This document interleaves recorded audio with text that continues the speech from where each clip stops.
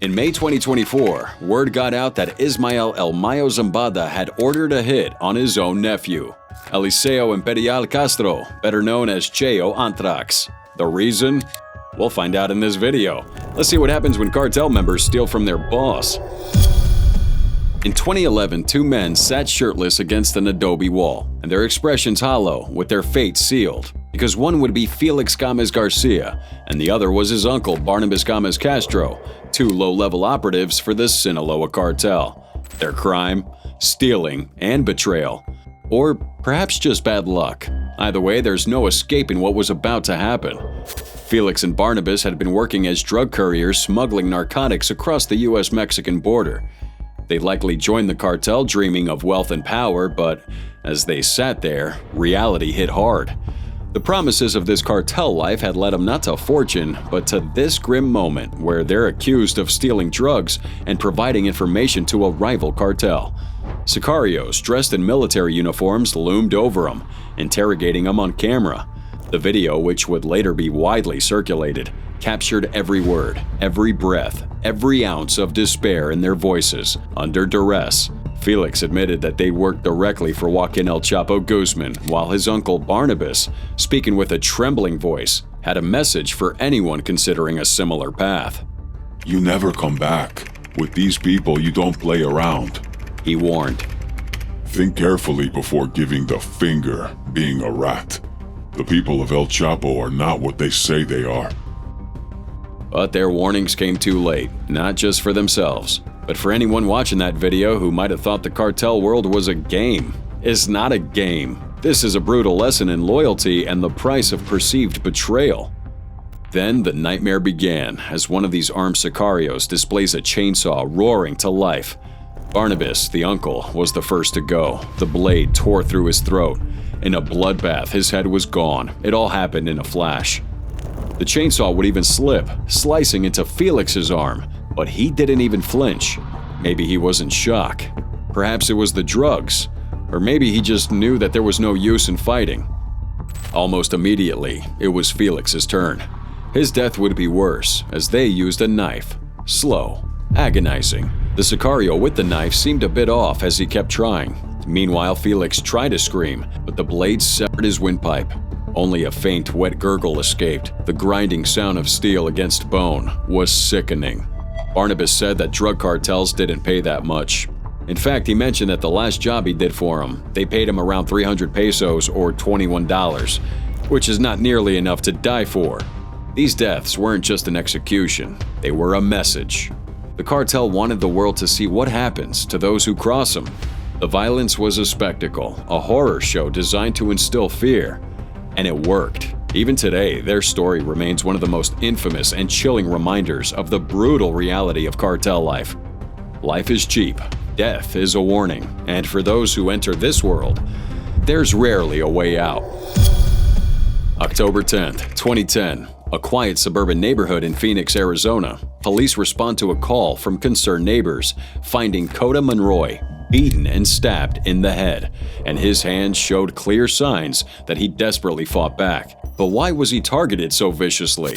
Well, this guy had reportedly stolen 400 pounds of marijuana from a cartel linked to the Sinaloa cartel. And when they found out about that theft, they initially planned to kidnap and kill him in Nogales, Mexico. However, Cota Monroy begged for his life and promised to repay the stolen money and even offered up his house as collateral. But the problem was he didn't actually own it. He deceived the cartel. Realizing that his deception would soon be uncovered, he fled to Phoenix, hoping to escape their reach. However, they tracked him down and sent sicarios disguised as friends to his apartment.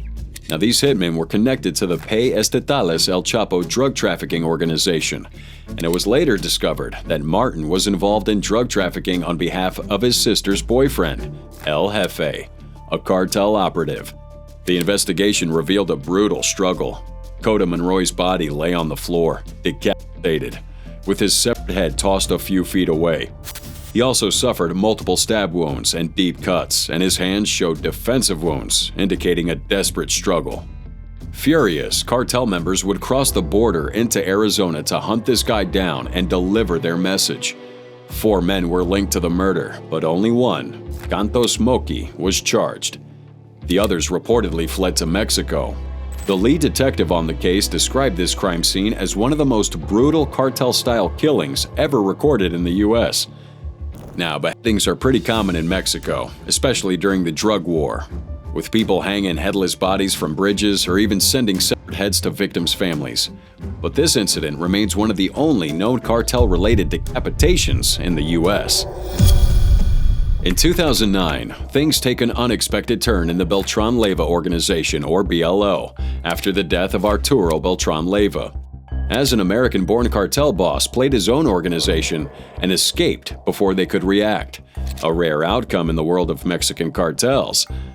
Edgar Valdez Villarreal, known as La Barbie, was a high-ranking drug trafficker who worked for both the BLO and the Sinaloa cartel before betraying his bosses. Born in Laredo, Texas, he was a U.S. citizen who started as a street-level drug dealer before working his way up into Mexico's cartels. He became a key enforcer and a sicario for the BLO, which was originally part of the Sinaloa cartel but later split. Now, he was known for his brutality, often recording torture and executions of rivals. But after the death of his boss, Arturo Beltran Leyva, he tried to take over the cartel, which kinda led to his downfall. His ambitions outgrew the control of Hector Beltran Leyva and the cartel, because he'd been rising through the ranks, building his own faction within this cartel, and slowly positioning himself as a rival to the BLO, even before Arturo's death. In 2004, he began shipping cocaine from Mexico into Atlanta and Memphis on the back of tractor trailers at least twice a week. He'd run 300 kilograms, 661 pounds, to his customers and ferry the money. In 6 months of 2005, he shipped 1,500 kilograms, or 3,307 pounds, into Atlanta alone without ever stepping foot in the city. And here's where it gets interesting. His bosses never knew. However, La Barbie saw this opportunity to seize power, so instead of staying loyal, he went against Hector Beltran Leyva, triggering a violent power tussle. To make matters worse, he allegedly skimmed money and drugs from cartel operations while secretly negotiating with U.S. authorities, possibly as an informant, but his betrayal would mark him within the BLO and even the Sinaloa cartel, who viewed him as a traitor now and wanted him dead. Hector saw him as a growing threat that needed to be eliminated, not just because he was diverting cartel resources for his own personal gain, but also because he was working with law enforcement. Now, before his enemies could get him, he was captured by the Mexican authorities and arrested in 2010, which may have saved his life. His fall from power came swiftly, and what could have been a violent end at the hands of the cartel was instead replaced by a prison sentence in the U.S., where he was later extradited. Now, it's rumored that he cooperated with U.S. authorities even before his capture, possibly cutting deals behind the cartel's back. The BLO ordered his assassination, but La Barbie managed to evade him. Ultimately, he was extradited in 2015 to the U.S. and given 49 years in prison in 2018.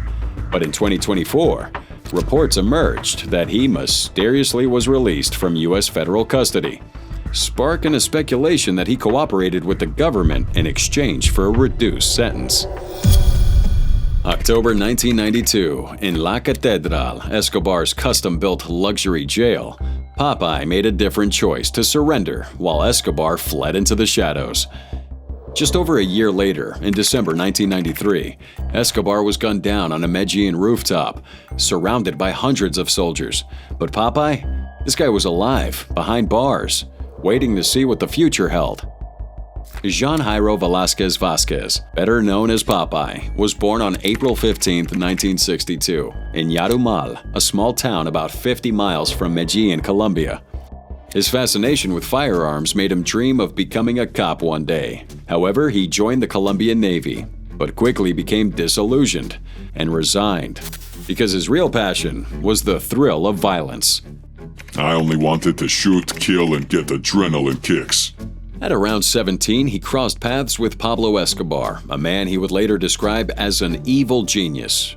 Under Escobar's orders, Velázquez became one of the cartel's most feared sicarios, carrying out kidnappings, assassinations, and acts of pure terror. Papey claimed responsibility for orchestrating over 3,000 murders and personally committed around 257 of them. His criminal activities included high-profile assassinations, kidnappings, and acts of terrorism, like the bombing of Avianca Flight 203 in 1989. As a controversial figure, one would expect a report or an allegation that Velázquez, Papey, stole from Pablo Escobar or the Medellin Cartel. However, the only report of theft in this case is that of love, as Papey was discovered to have been in a relationship with Wendy Chavarriaga Gil, his boss Pablo Escobar's lover. While they were lying in bed one day, the phone rang, and on the other end was Pablo, and he gave Papey a couple of options: love or death, money or lead. In Spanish, plata o plomo. Papey chose plata. He arranged for her to meet him in a cafe where he never showed up. Instead, he rang the cafe and asked to speak to Wendy. While she was on the phone, 2 sicarios shot her in each temple. Shortly after that hit, Papey drove by to see Wendy laying in a pool of blood. In 1992, amidst increasing pressure from law enforcement, Velázquez surrendered to Colombian authorities. He was convicted on multiple charges, including murder, kidnapping, and terrorism, leading to a prison sentence of over 23 years. During that incarceration, he authored a book called Surviving Pablo Escobar, Papey, the Hitman, 23 Years and 3 Months in Prison, detailing his life within the cartel and his experiences behind bars. July 15, 2013. Helicopters roaring overhead as Trevinho Morales grips his wheel, his SUV kicking up dust. The Mexican Marines were closing in fast. He had outrun them before, but not this time. Miguel Trevinho Morales wasn't just any cartel boss. This guy was ruthless, ambitious, and willing to betray anybody to get to the top. His rise through the ranks of Los Zetas wasn't just about violence. We had strategy, manipulation, and knowing exactly when to stab anyone in the back. By 2011, Trevinho was already a high-ranking figure in Los Zetas, but things started to get messy when Jesus Enrique Rejon Aguilar, aka El Mamito, was arrested in July. El Mamito didn't say much, but he did hint that someone inside Los Zetas had sold him out. And who was the prime suspect? Trevinho Morales. It didn't take long for the cartel world to take notice, as a narco corrido, a cartel ballad often used to send messages, surfaced in no time on YouTube, calling Trevinho the new Judas. The song accused him of betraying his own people, setting up high-ranking members for arrest or execution, and even going against his boss, Heriberto Lascano. And honestly, the accusations weren't far from the truth. Trevinho had been making moves against Lascano since at least 2010. This guy wasn't just removing his boss, he was siphoning off assets and reportedly keeping some for himself, slowly building his own empire within this brutal organization. By 2012, the cracks in Los Zetas had turned into visible wall lines. Infighting and betrayals were at an all-time high, and the cartel was starting to split. In September 2012, Ivan Velázquez Caballero, known as El Taliban, was arrested. Yet another Zetas leader taken down under suspicious circumstances. Didn't take much of an imagination to connect the dots to Trevinho Morales. After El Taliban's fall, new factions started forming. Groups like Los Llaneros and Sangre Zeta were determined to take down Trevinho, blaming him for betraying their leadership. Meanwhile, Lascano saw the writing on the wall. His own men were shifting their loyalty to Trevinho, and he was losing his grip on the cartel. Some reports even suggested that he had fled to Germany or Costa Rica, possibly suffering from terminal cancer. But whatever escape plan he had, it didn't last long, because on October 7, 2012, the Mexican Navy had killed Lascano in Coahuila. And just like that, Trevinho Morales was the undisputed leader of Los Zetas. His reign, however, wouldn't last long. He made too many enemies, and the law was closing in. But for a brief, bloody period, Morales had played the game of power better than anyone else. Ruthless, cunning, and willing to do whatever it took to come out on top. On May 31, 2024, a bullet-ridden body was discovered in a car by the side of the road in the northwestern Mexican city of Culiacan before word got out that Ismael El Mayo Zambada had ordered a hit on his own nephew, Eliseo Imperial Castro, better known as El Cheo Antrax. On May 30th, Cheo Antrax was ambushed while driving through southern Culiacan. Trying to escape, he sped away, but gunmen caught up and finished the job once his car came to a stop. This wasn't another cartel hit. Cheo was a big name in the Sinaloa cartel. He founded Los Antrax, one of the cartel's most notorious hit squads, responsible for enforcing the group's rule with violence and assassinations. Cheo's death sent shockwaves throughout the cartel, but it wasn't exactly unexpected, as he was also the nephew of Ismael Zambada Imperial, one of El Mayo's sons, and had even served as his bodyguard before Zambada Imperial was captured in 2014. As a Mexican journalist, Miguel Angel Vega puts it, "Nothing happens in Culiacan without the permission of cartel bosses."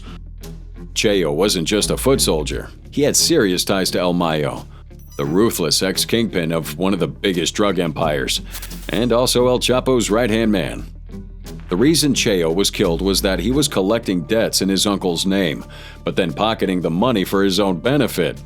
And he would collect these debts without the boss's blessing. The Sinaloa cartel doesn't operate like a typical criminal empire. Instead of a rigged hierarchy, it runs as a network of different factions, each controlling its own piece of the puzzle. When someone like Cheo gets taken out, there's always someone else ready to step in.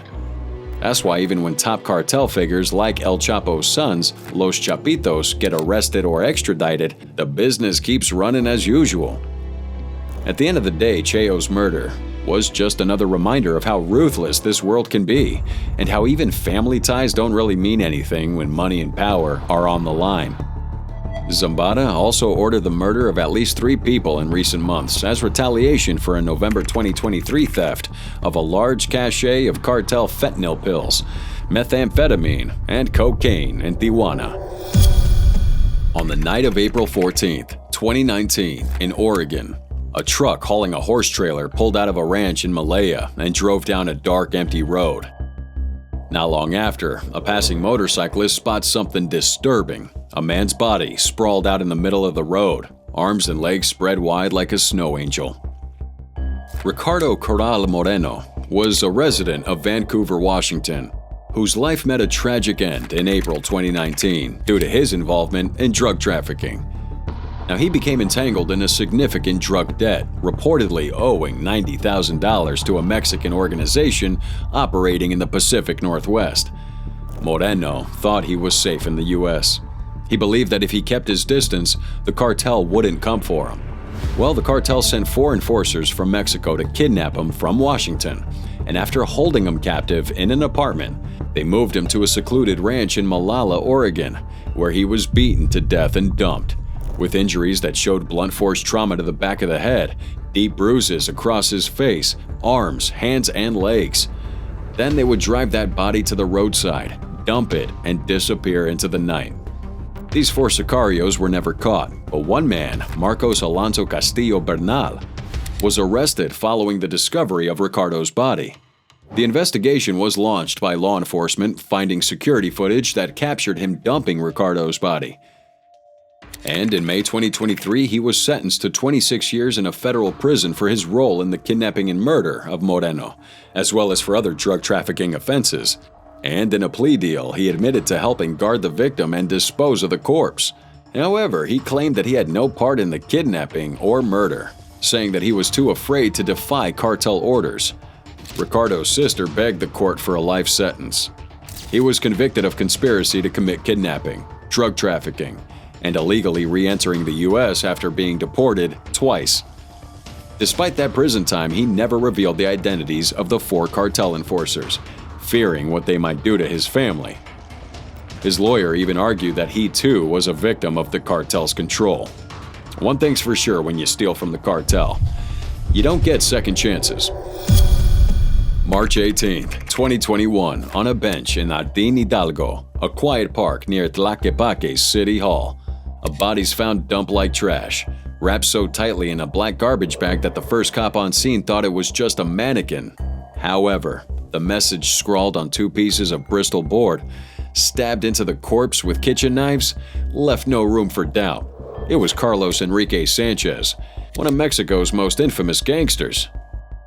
Now initially, Carlos here, better known as El Cholo, was coerced into making a confession video that spread like wildfire, with him sitting on the ground, bruised, handcuffed, flanked by heavily armed men.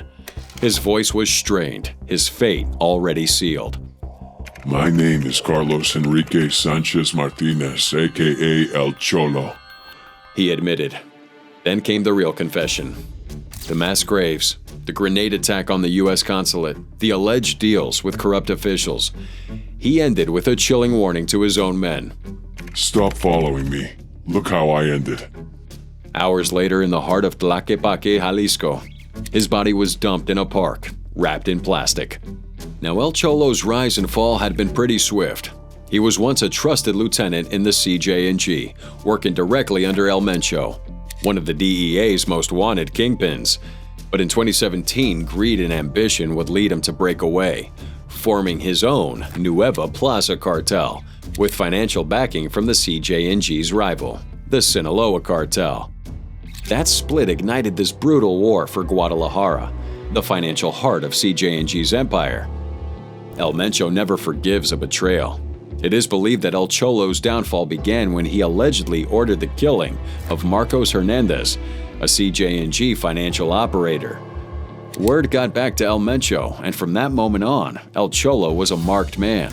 He was accused of stealing money, drugs, and even colluding with corrupt police to weaken the CJ&G's grip. So he became the cartel's most wanted traitor. In March 2021, CJ&G finally caught up with him. Grupo Elite, the cartel's feared hit squad, captured, tortured, and forced him to record his last words before executing him. And making it public wasn't just about revenge, it was a warning. This is what happens to traitors. El Mencho's message rang loud and clear. Despite expectations of violent retaliation from the Nueva Plaza cartel, Jalisco remained eerily calm. Some say the cartel accepted Cholo's fate, were unwilling or maybe unable to challenge the CJ&G's dominance. But the violence never really truly stopped. In the months that followed, human remains surfaced across Guadalajara, more bodies stuffed in plastic bags and mass graves uncovered. Yeah, the CJ&G had made its point. Security analyst David Saucedo explained that El Cholo wasn't just killed in a gunfight. He was captured, tortured, and executed to show a deliberate act to intimidate anyone who dares to rebel. The message was loud, brutal, and clear enough. Betray CJ&G, and you don't just die, you become the lesson. In 1984, after the arrest of Carlos Letter, Fernando El Negro Galeano and Gerardo Kiko Moncada climbed the ranks of the Medellin cartel, overseeing significant portions of its drug production and distribution networks. That growing influence made them key figures within the cartel's hierarchy. In 1991, when Escobar agreed to be imprisoned in La Catedral, his custom-built luxury prison, Galeano and Moncada were tasked with running the cartel's day-to-day operations. But at a price. Escobar imposed a huge war tax. And this didn't sit well with them. Despite their frustration, they remained outwardly loyal and even negotiated with the Cali cartel over drug routes in LA. However, displeasure doesn't hide for a long time, as one of Escobar's lieutenants, Velasco, received a pile of cash from a local farmer. Now, that farmer claimed he dug it up on the land owned by Galeano and Moncada in Rio Negro. Coincidentally, Galeano and Moncada had reported losing a similar amount earlier. To Velasco, the math didn't add up, since it looked like they were kinda stealing from Escobar, and despite their loyalty, Escobar would grow suspicious, believing now they were embezzling funds and withholding profits. On July 22, 1992, Escobar invites the two of them to La Catedral under the guise of a meeting, just to do his final interrogations. Their pleas couldn't save him, as Escobar pointed out that even Gerardo's wife, Judy, had been complaining about the war tax. Now, it wasn't just about the money. Escobar felt that his own men were losing respect for him, and his response was brutal. He beat Galeano to death with a cue stick by himself, and Moncada was executed on his orders with both their bodies dismembered and burned in an oven inside the prison. And over the next 2 weeks, Escobar had ordered the murders of at least a dozen more cartel leaders, including their brothers, bodyguards, drivers, and even leaders of rival drug clans. Then he summoned their accountants and bookkeepers, reportedly telling them that their bosses are already dead, and all their resources should be turned to him. Plus, anyone who lies would die painfully.